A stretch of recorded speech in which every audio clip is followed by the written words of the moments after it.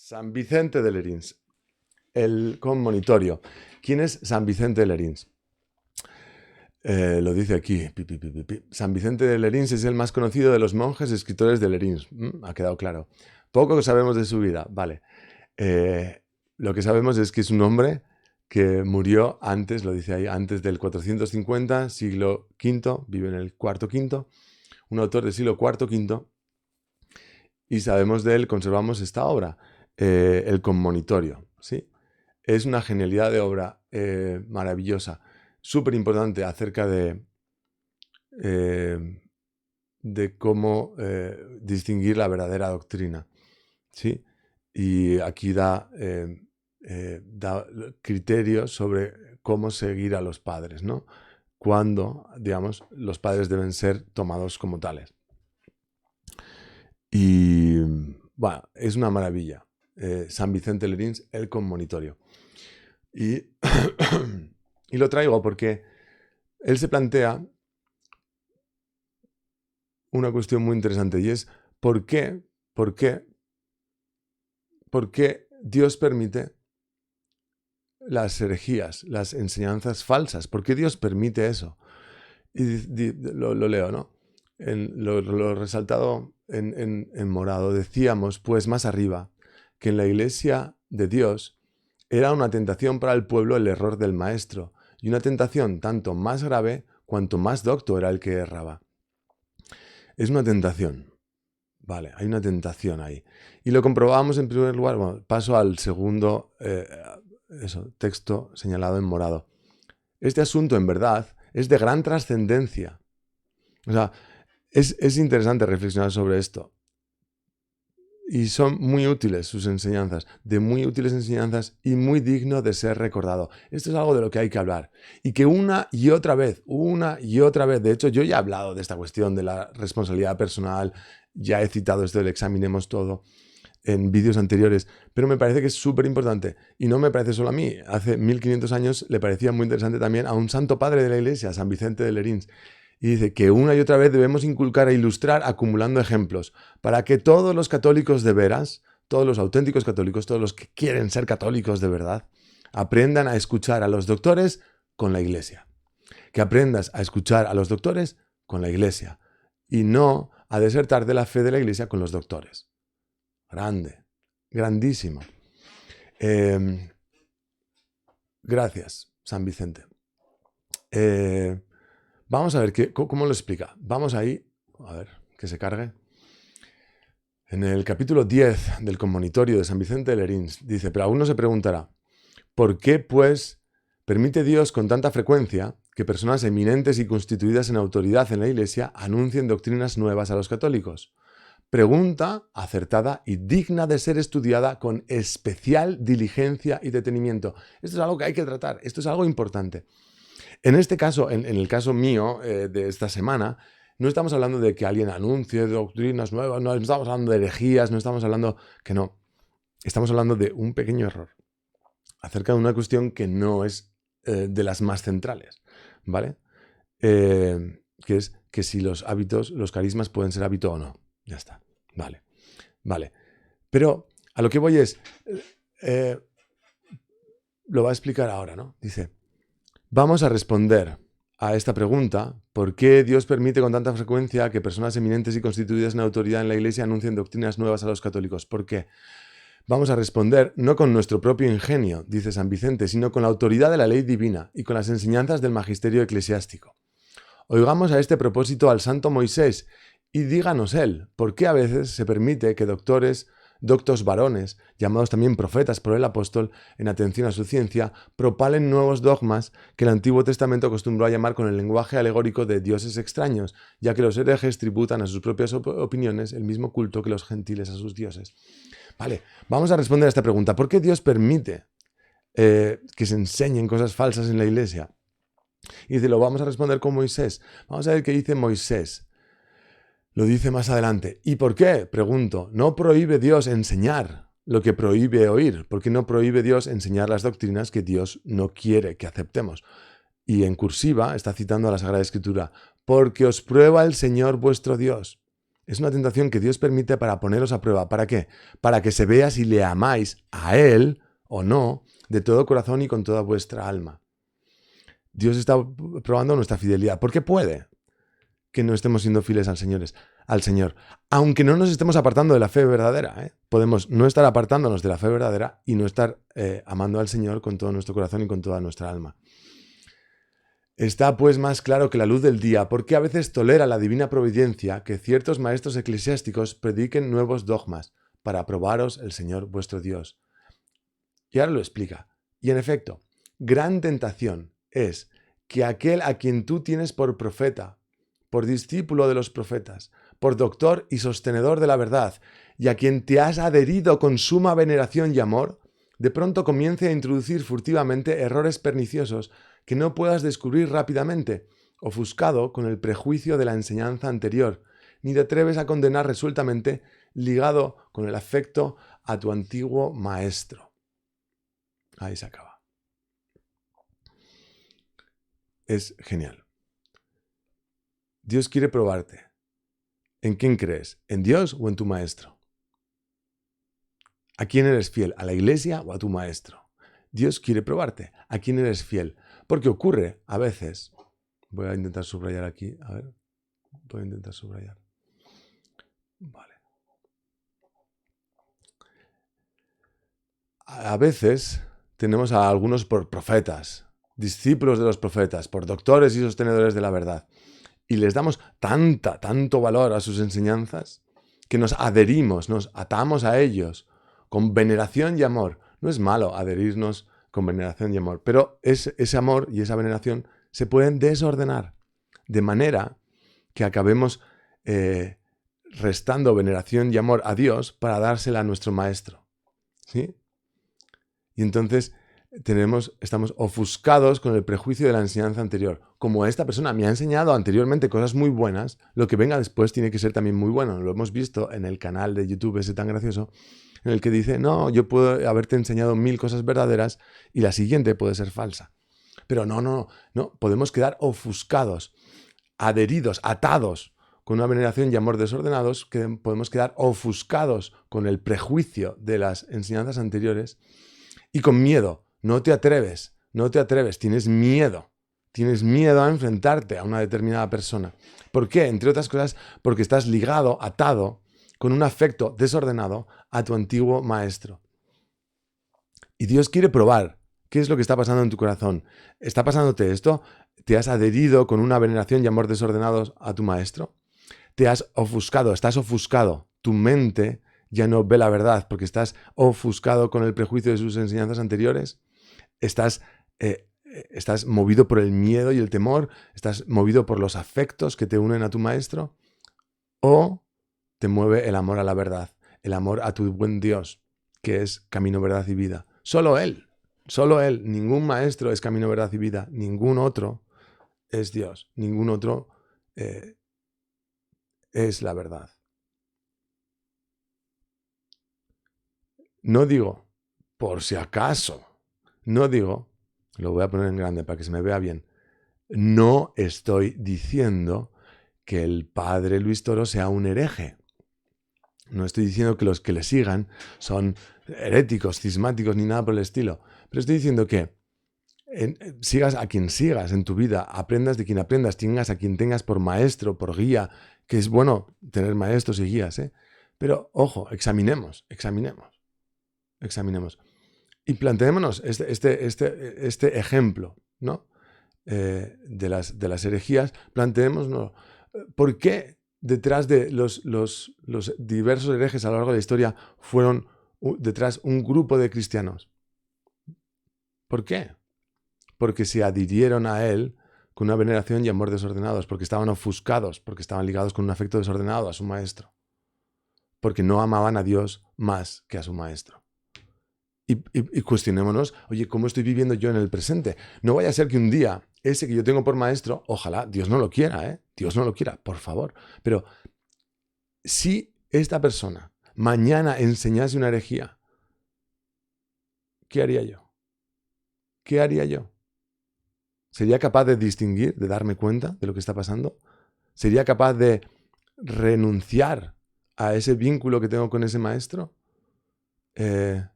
¿Sería capaz de aceptar el juicio de la iglesia cuando la iglesia nos dijera, eso no debes decirlo, pero es que lo dice mi maestro? ¿Cómo reaccionarías?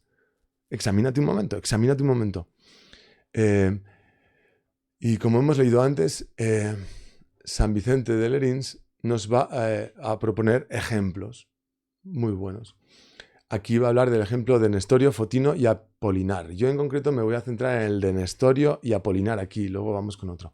Tal vez aquí desea alguno ver confirmado con algunos ejemplos de la historia eclesiástica cuanto con la autoridad de Moisés venimos afirmando esto de lo que vengo hablando. Vamos a ver si lo confirmamos con ejemplos concretos, ¿no? Justa demanda y que no pide dilación. Vamos a por ello. Veamos ejemplos históricos concretos en los que esto ha ocurrido. Y para comenzar por los más recientes y notorios, recientes para él, para San Vicente en su época, ¿qué tentación no fue, si bien lo pensamos, el caso recentísimo de aquel Nestorio, repentinamente trocado de oveja en lobo? Nestorio no fue un lobo toda la vida, fue una oveja y después un lobo. Y ¡pum! ¿No? Cambió de repente, cuando comenzó a desgarrar la grey de Cristo, mientras que los mismos que por él eran devorados le tenían en gran parte todavía por oveja. Él está introduciendo el error entre sus seguidores y ellos, mientras están siendo desgarrados, atacados por el error, sin embargo seguían todavía teniéndole por oveja. ¡Oh, qué drama! ¡Qué drama! ¡Qué dolor! ¡Qué terrible! Y con esto se ponían más y más al alcance de sus dentelladas en la medida en que no eran capaces de examinar a su maestro, porque le veían, tenían tan claro que Nestorio era maravilloso que les costó mucho tiempo llegar a cuestionarse lo que estaba diciendo Nestorio. Y por tanto, Nestorio tuvo más tiempo para introducir los errores. ¿Por qué? Dice, ¿quién iba a pensar que errara, que se equivocara en la fe un hombre elegido por tan elevado sufragio de la corte, honrado con la amistad por los sacerdotes y que celebrado con sumo amor por los fieles y con extraordinaria popularidad, cada día explanaba en público las sagradas escrituras y rebatía los perniciosos errores de judíos y gentiles? Pero dices, mira, pero si ataca a los malos, ¿no? Ataca a los malos, entonces tiene que tener razón. No. ¿Cómo no había de persuadir a todos que enseñaba rectamente, que predicaba rectamente y que rectamente sentía, quien para abrir las puertas a una herejía, la suya, tronaba contra las blasfemias de todas las demás? Era un hombre que atacaba a las demás herejías. Dices, este tío es súper católico. Pero haciendo eso estaba introduciendo una nueva herejía. Vaya por Dios. Vaya por Dios. Pobres, qué pena. Todos esos fieles que se vieron atrapados en esa situación. Qué pena que les costase tanto, y se entiende, pero no está bien, pero se entiende, que les costase examinar a su maestro, porque era tan admirable, había sido tan tenido en cuenta en todos los ambientes civiles, religiosos, contaba con la aprobación de los fieles, se distinguía en la lucha contra otras herejías. Dices, wow, y te dejas admirar, y te dejas ofuscar, y te dejas atar a sus enseñanzas. Después, San Vicente de Lerins habla de Fotino. Y después me salto lo de Fotino y voy a por Apolinar. Dice, no solamente el ejemplo de Fotino, sino también el de Apolinar, el que nos enseña el peligro de esta tentación en la iglesia y a la vez nos amonesta a velar, nos amonesta. El ejemplo nos invita a estar atentos más diligentemente, con más esfuerzo por la observancia de la fe. Examinadlo todo. Examinadlo todo. También Apolinar, acarreó a sus oyentes grandes inquietudes y grandes angustias, atraídos por una parte por la autoridad de la iglesia que decía que esto no está bien, pero arrastrados por otra parte de la familiaridad de su maestro. Es que es mi maestro. Es que estoy muy unido a él. Es que llevo muchos años escuchándole. Y eran incapaces de resolver por sí mismos, en tal ansiedad e incertidumbre, qué camino habrían de seguir. ¿Qué hacemos? ¿Hacemos caso a la autoridad de la iglesia que dice que esto está mal? ¿O hacemos caso a nuestro maestro al que llevamos tanto tiempo siguiendo y con el que tenemos tanta familiaridad? Pero es que era de tal condición este hombre que fácilmente inspiraba desprecio. Era fácil despreciar a Apolinar y dice, no. Antes fue tan eminente y acreditado que se daba fe a su palabra con harto excesiva celeridad. Era tan acreditado, tenía tal reputación que se consideraba verdadero lo que dijera, dice, con excesiva celeridad. demasiado fácil, ¿no? Demasiado rápido. Decía, sí, tendrá razón. Lo que diga, tendrá razón. Yo no lo sé, no lo entiendo, pero tendrá razón. Se daba por supuesto que iba a tener razón. Porque ¿quién le aventajó en la penetración, en actividad y en doctrina? Era un tipo que muy profundo, muy activo, que hacía muchas cosas y que sabía muchísima doctrina y había enseñado buena doctrina. ¿Cuántas herejías ahogó con sus numerosos volúmenes? ¿Cuántos errores contrarios a la fe refutó? Lo atestigua su inmensa y esclarecida obra, no menor de 30 libros, en que confunde las desatinadas calumnias de Porfirio como con una ingente, mole de argumentos. Machaca las herejías. Y dices, pues debe ser muy bueno, ¿no? Todo lo demás que diga debe ser verdadero. En el punto 12 continúa diciendo, interminable tarea sería recordar todas sus obras, por las cuales pudiera en verdad hombrearse con los más sólidos sostenes de la Iglesia. Está al nivel de... ¿no? Dices, estaba al nivel de los hombres más importantes de la historia de la Iglesia. A no ser que la pasión impía de una curiosidad herética no le hubiera arrastrado a inventar no sé qué novedades, que como lepra mancharon con su podre todas sus antiguas obras y dieron por resultado el que su doctrina fuera, más que una edificación, una tentación para la Iglesia. Todo lo bueno que había hecho, todo aquello se convirtió, más que en una edificación, en una tentación para la Iglesia.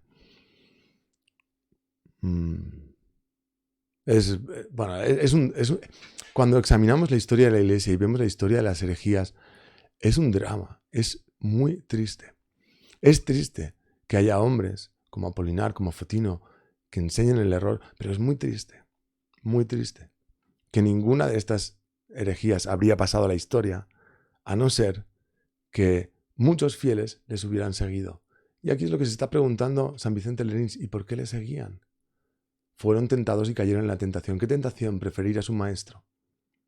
Ofuscarse, dejarse ofuscar. Dar crédito a alguien con demasiada facilidad. ¿Sí? No fueron responsables todos esos fieles.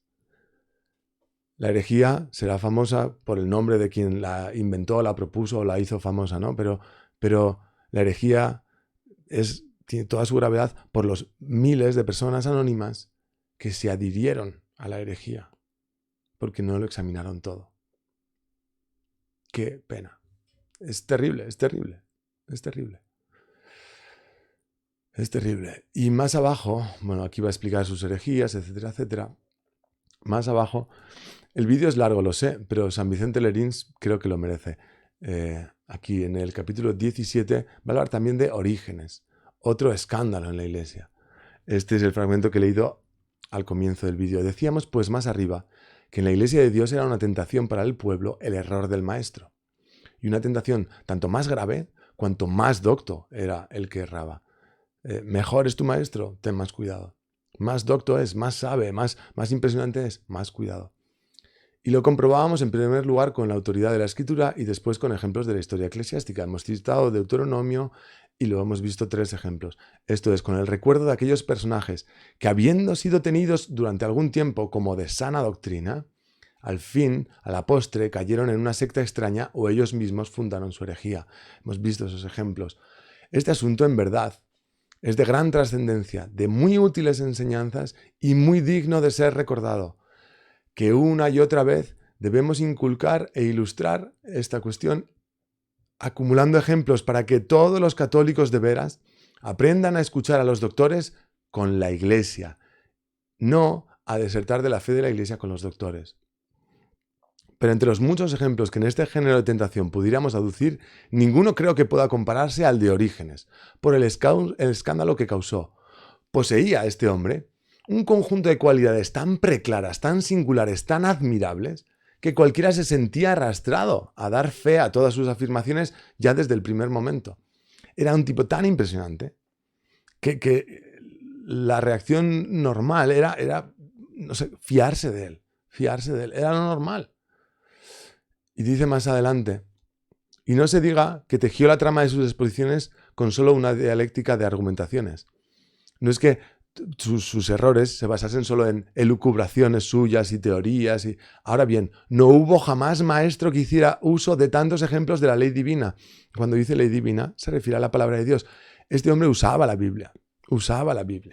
Y dice, nadie hizo tanto. No hubo jamás maestro que hiciera tanto uso de ejemplos de la Sagrada Escritura. Y cayó en la herejía. Y un poco más adelante dice, ¿quién de entre los cristianos no le tuvo casi como un profeta? ¿Quién de entre los filósofos no le veneró como a maestro? Sí. Estábamos todos impresionados, obnubilados. Era un tipo increíble. Grandes excelencias que se dieron en aquel balón, las cuales todas, sin embargo, no solo contribuían a la gloria de la religión, sino también a la magnitud del escándalo. Porque ¿cuántos pudieron citarse, en definitiva, que estuvieran dispuestos a desprenderse con facilidad de un varón de tal ingenio, de tal condición, de tal ascendiente? Era tan admirable que ¿cuántos estaban dispuestos a separarse de él? ¿Cuántos? ¿No? Dice, fue precisamente el ser tan extraordinario, aquel hombre Orígenes, no hizo sino aumentar la magnitud del escándalo, aumentar la dificultad de la tentación. Porque ¿quién había que con facilidad se fuera a separar de las enseñanzas de Orígenes? Y dice, la mayoría se guiaban más bien por aquella máxima que está subrayada en rojito y que en amarillo y que es clave, súper importante. Muchos piensan, más vale equivocarse con Orígenes que estar en lo cierto con otros. Más vale equivocarse con Álvaro que estar en lo cierto con otros. Más vale equivocarse con el padre Luis Toro que estar en lo cierto con otros. Prefiero estar con el padre Luis Toro, aunque sea en el error, o con Álvaro, o con quien sea, o sea, con el autor que sea, con el maestro que sea. ¿Sí? Porque lo que prefiero no es la verdad, sino a mi maestro. Prefiero a mi maestro. Por eso dice Dios, os pone a prueba. ¿Qué prefieres? ¿Dónde está tu corazón? ¿Dónde está tu corazón? ¿Y a qué seguir? Dice San Vicente Lerins. A tal estado llegaron las cosas que la tentación provocada por una persona tan eminente, por un doctor tan esclarecido, por un profesor tan venerado, no fue simplemente humana, sino como lo demostró el resultado, fue una tentación singularísimamente peligrosa que apartó a muchos de la integridad de la fe.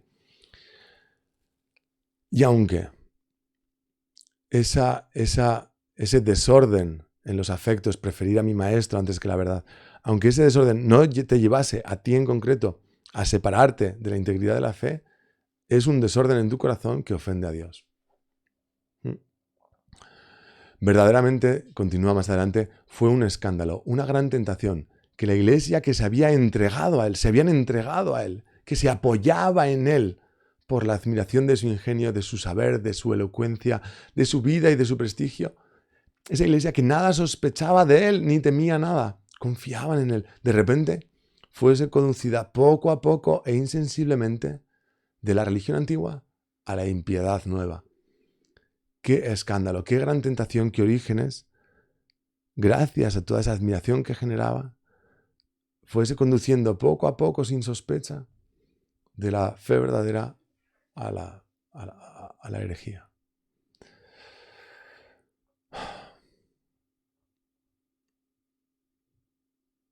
Y nos da otro ejemplo más, San Vicente de Lerins. Idéntico es también el caso de Tertuliano, como aquel, Orígenes del que hablaba antes, entre los griegos.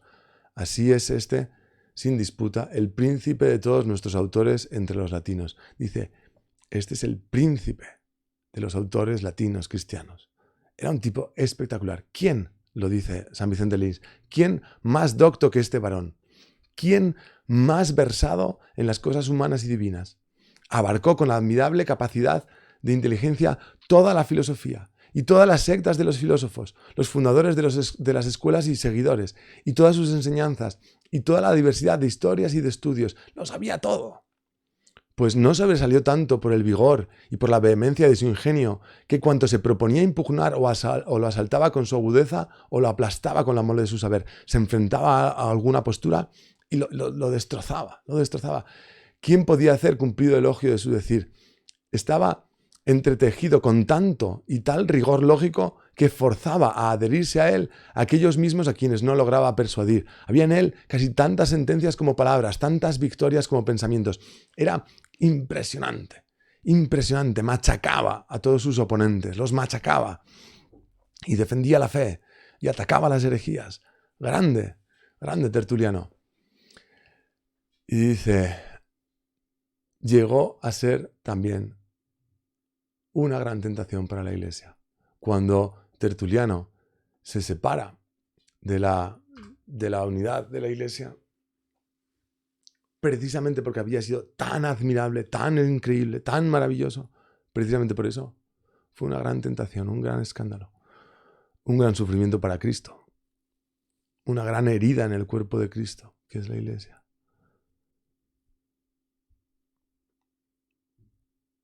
Bueno, perdón, me quedo así como pensando por dentro. Os prueba el Señor para saber si le amáis. Si le amáis a Él o amáis a vuestro Maestro. Si amáis la verdad, que es Dios, o amáis a vuestro Maestro. Es que mi Maestro siempre tiene razón. Mentira. Examínalo. Examinadlo todo, lo dice, palabra de Dios.